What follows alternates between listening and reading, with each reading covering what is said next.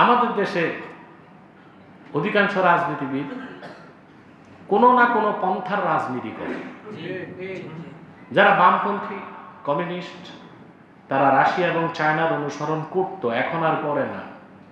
দেখছো সমাজতন্ত্র চলে না, এ শুধু বুলিই আছে। কি আছে? কেউ থাকিবে গাছতলা, কেউ থাকিবে 5 তলা, তা হবে না, তা হবে না। কিন্তু দেখা যায় কমরেড কমিউনিস্ট যেগুলো আছে সব চোরের বাচ্চা, চোর, লুটপাটে 1 নম্বর। কিন্তু স্লোগান আছে, কেউ খাবে তো, কেউ খাবে না, কেউ থাকবে 5 তলা, কেউ থাকবে গাছতলা, তা হবে না। দেখছি এগুলো আর বাংলাদেশে চলে না। গণতন্ত্র যারা করে তারা 2টা রাষ্ট্রকে অনুসরণ করে, একটা হচ্ছে ব্রিটিশ পন্থা, একটা হচ্ছে আমেরিকান পন্থা। তো বাংলাদেশের নির্বোধ রাজনীতিবিদরা জানে না বিশ্বে পরাশক্তি মার্কিন যুক্তরাষ্ট্র তার রাজনৈতিক পলিসিটা ইসলাম থেকে নিয়েছে, আর সেজন্যই আজকে বিশ্বে বিভিন্ন রাষ্ট্রের উপর সে তার ক্ষমতার ছড়ি ঘোরাচ্ছে। আমি বহু সেমিনারে, লেকচারে, তাফসির মাহফিলে কথাটি বলেছি, বিশেষ করে মার্কিন নির্বাচন আসলেই বলি কথাটা। কথা বুঝতে পারছি?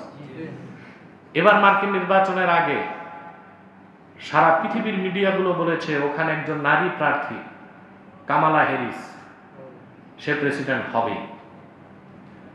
আমি দৃঢ়তার সাথে বলেছি সে হবে না, পাগলাটাই হবে। কে হইল? কে? পাগলাটাই হয়েছে। কারণ যুক্তরাষ্ট্রের পরিচালনা নিয়ন্ত্রণ ওই দেশের প্রেসিডেন্ট করে না, রিপাবলিকও করে না, কংগ্রেসও করে না, ডেমোক্রেটও করে না। যুক্তরাষ্ট্র পরিচালিত হয় ডিপ স্টেট কর্তৃক। বিহাইন্ড দ্য স্ক্রিন, পর্দার আড়ালে যুক্তরাষ্ট্রে যে ডিপ স্টেট আছে ওরা আমেরিকাটাকে চালায়। আর ওদের রাষ্ট্রচিন্তাবিদগণ ওদেরকে বুঝাই দিয়েছে আমেরিকাতে যতদিন নারী নেতৃত্ব আসবে না ততদিন আমেরিকার প্রতাপও কমবে না। এখন এই যে নারী নেতৃত্বকে বর্জন করার আদর্শ তারা নিল ইসলাম থেকে। কথা বলে আব্রাহাম লিঙ্কন থেকে আজ পর্যন্ত কতগুলো প্রেসিডেন্ট গেল বলে? প্রায় 250 বছরের কাছাকাছি হয়ে যাচ্ছে তাদের দেশে গণতন্ত্রের চর্চা। এই সুদীর্ঘ কয়েক শতাব্দীতেও তারা কোনো একজন নারীকে প্রেসিডেন্ট বানায় না। সব পুরুষ, সব কি পুরুষ। অথচ নারীদের অধিকার নিয়ে সবচেয়ে সোচ্চার কে? আমেরিকা। সব নারীর ক্ষমতায়ন বাংলাদেশে। নারীর ক্ষমতায়ন বাংলাদেশে আমরা তো দেখেছি, প্রধানমন্ত্রী, বিরোধী দলীয় নেত্রী, স্পিকার সব নারী ছিল আগে। শুধু বেঁচে গেছে বাইতুল মোকাররম।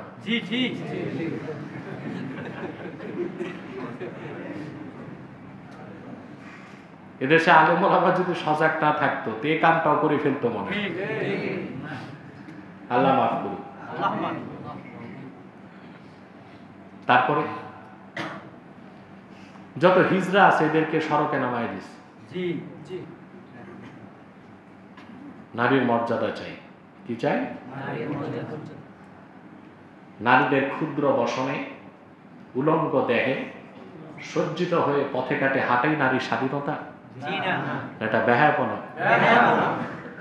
ইসলাম নারীর স্বাধীনতায় বিশ্বাসী, তবে বেহায়াপনায় বিশ্বাসী নয়। আমরা নারীর ন্যায্য অধিকারকে স্বীকার করি, অযৌক্তিক অন্যায্য কোন নারীর অধিকারকে আমরা মেনে নিতে পারি? পারি না। সৃষ্টিগতভাবে আল্লাহ তাআলা নারী ও পুরুষের মধ্যে ফিজিক্যাল, সাইকোলজিক্যাল, বায়োলজিক্যাল 25টা পার্থক্য রাখছে। কয়টা? 25টা।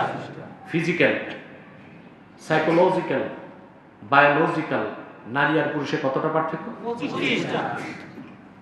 ডক্টর জাফরুল্লাহর সাথে আমার যে ডিবেট হয়েছিল এটা দেখবেন, সেখানে আমি সময় কম ছিল 15টা পার্থক্য বিজ্ঞান ভিত্তিক দেখিয়েছি। কতটা? আমার সেই ডিবেটটাও মিলিয়ন মিলিয়ন মানুষ পৃথিবীতে দেখেছে। আপনারা দেখলে উপকৃত হবেন ইনশাআল্লাহ, হয়তো বা দেখেছেন অনেকে। তাহলে যুক্তরাষ্ট্র বাংলাদেশে নারীর অধিকার চায়, কিন্তু তাদের দেশে প্রায় 250 বছরে একজন নারীকে প্রেসিডেন্ট বানাইতে পারলো না, আর বাংলাদেশ স্বাধীন হওয়ার পর অর্ধেকের বেশি সময় নারীর হাতে ছিল। কথা বলেন, এরপরও নাকি বাংলাদেশে নারীর অধিকার নাই। অথচ আজ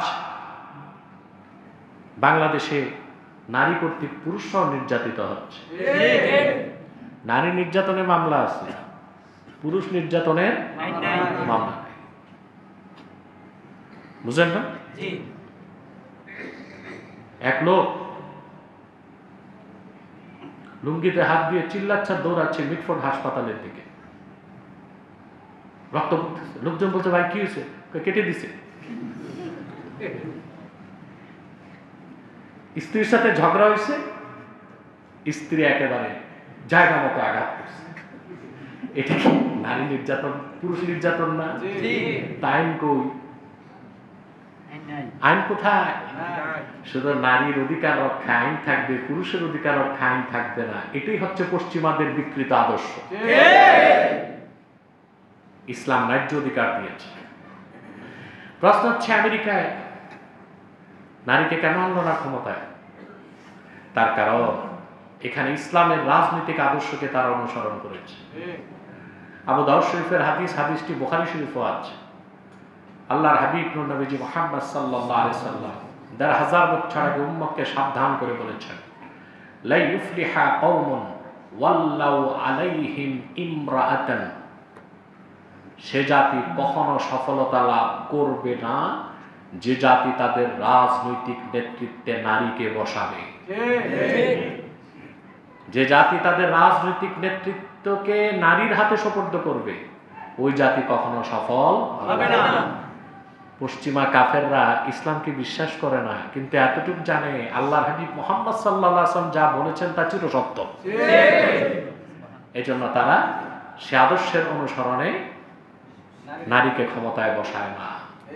আর আমরা কি না বাঙালি মুসলমান আমাদের রাষ্ট্র সংস্কারের ক্ষেত্রে মার্কিন যুক্তরাষ্ট্রের খ্রিস্টান, ব্রিটিশ কাফের মুশরিক বেঈমান যুক্তরাষ্ট্রের খ্রিস্টান ইহুদিদের আদর্শ গ্রহণ করার জন্য উন্মুখ হয়ে আছে।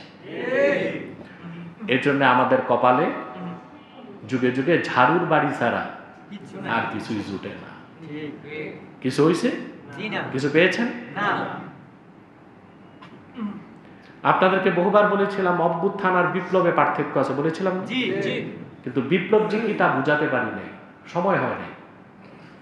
অভ্যুত্থান হচ্ছে কোন রাষ্ট্রের সিস্টেমকে ঠিক রেখে সরকার পরিবর্তন, এটা অভ্যুত্থান। আর কোন রাষ্ট্রের সিস্টেমকে গুড়িয়ে নতুন সিস্টেমে রাষ্ট্র দাঁড় করানো, সেটা বিপ্লব। সেটা কি বাংলাদেশে হয়েছে? চুরি বেড়েছে না কমেছে?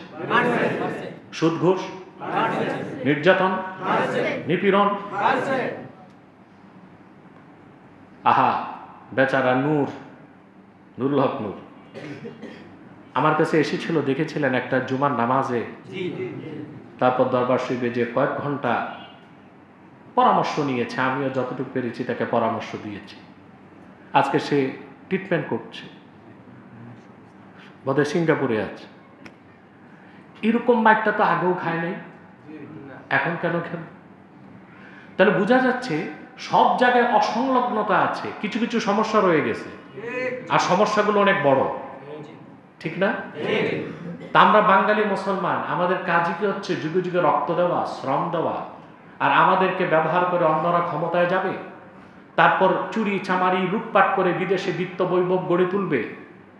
এই খেটে খাওয়া মুসলমান শুধু রক্তই দিয়ে যাবে না, সিস্টেম বদলাতে হবে।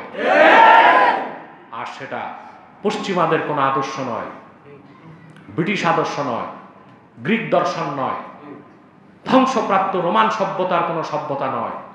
রাহমাতুল লিল আলামিন, বিশ্ব মানবতার মুক্তির কাণ্ডারি মুহাম্মদ সাল্লাল্লাহু আলাইহি ওয়াসাল্লাম ১,৫০০ বছর আগে যে সুমহান আদর্শ রেখে গিয়েছেন, সে আদর্শের অনুসরণেই আমাদের ব্যক্তি জীবন, সমাজ জীবন, রাষ্ট্র জীবন সাজাতে পারলেই আমরা সফল, আমরা কামিয়াব। পরকালে আমাদের জন্য থাকবে নির্ঘাত নিশ্চিত আল্লাহর জান্নাত। বলেন সুবহানাল্লাহ। বলবেন এই স্বপ্ন কবে পূরণ হবে? ওইটা আরেক বিষয়, ওইটা আরেকটা বিষয়। ফিলিস্তিনের মুসলমান 50 বছরের বেশি হয়ে যায়, প্রায় 70 বছর। কত বছর? স্বাধীনতা সংগ্রাম করে যাচ্ছে।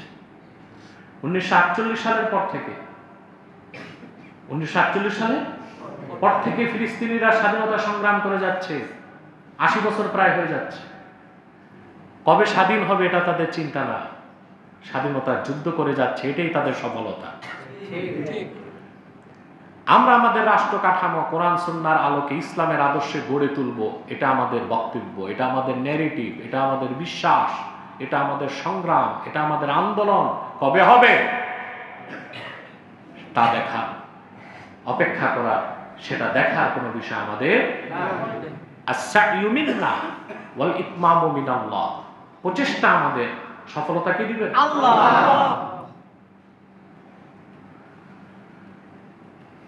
বাংলাদেশে এখনো ঝঞ্ঝাল রয়ে গেছে। কোরআন সুন্নাহ ভিত্তিক রাষ্ট্র পরিচালনার দায়িত্ব যাদেরকে দিবেন তাদেরকে তো ফ্রেশ হতে হবে, ক্লিন ইমেজ হতে হবে, ঠিক না? তাদের চরিত্র হইতে হবে উন্নত, নতুবা ইসলামী রাষ্ট্র বা ইসলামের শাসন ব্যবস্থার মর্যাদা ক্ষুণ্ণ হবে। কথা বলেন। মনে হয় আমরা এখন পর্যন্ত এরকম নেতৃত্ব গড়ে তুলতে পারি নাই বলেই ইসলামী রাষ্ট্রের কল্যাণ থেকে আল্লাহ আমাদের বঞ্চিত রেখেছে। আমাদের দেশে কিছু আলেম, খুব বেশি না, 2-4 জন এমন আছে যারা ধারণাতীত কম মূল্যে বিক্রি হয়ে যায়, সোল্ড আউট হয়। এদের কিন্তু কোটি টাকা লাগে না, লাখের সংখ্যাই যথেষ্ট। কথা বুঝতেছেন? আমরা তাদের চিনি এবং জানি, কিন্তু পরিবেশ আর সিচুয়েশনের কারণে আমরা মুখ খুলে বলতে পারছি না, তবে জনগণ তাদের চিনি।